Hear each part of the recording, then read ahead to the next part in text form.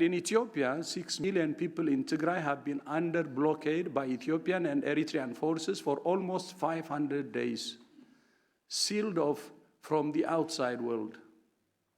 There is almost no fuel, no cash, and no communications. No food aid has been delivered since the middle of December.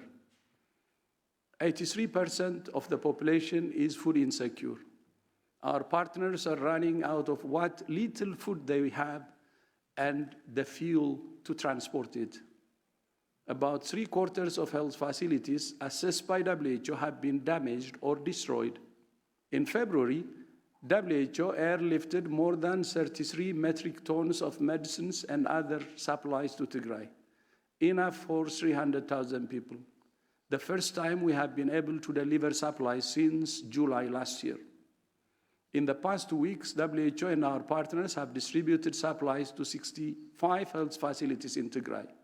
But much more is needed, and we are now preparing to send an additional 95 metric tons of supplies, but no permission has been given yet.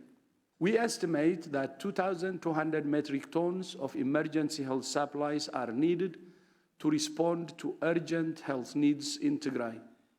Only 117 metric tons have been delivered, less than 1% of what is needed.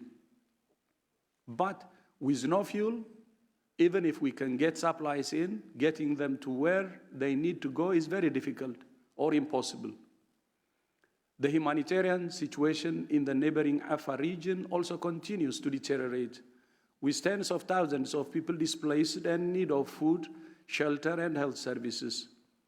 But while the neighboring regions of Afar and Amhara are also affected, we have had far better access to those two regions than we have in Tigray. What is the impact of all this? People are dying. There is no treatment for 46,000 people who need treatment for HIV, and the program has been abandoned. People with tuberculosis, hypertension, diabetes, and cancer are also not being treated and may have died.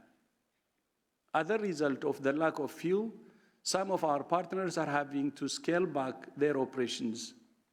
The situation in Tigray is catastrophic. The blockade on communications, including on journalists being able to report from Tigray, means it remains a forgotten crisis. Out of sight and out of mind. Yes, I'm from Tigray, and this crisis affects me, my family, and my friends very personally. But as the Director General of WHO, I have a duty to protect and promote health wherever it's under threat. And there is nowhere on earth where the health of millions of people is more under threat than in Tigray.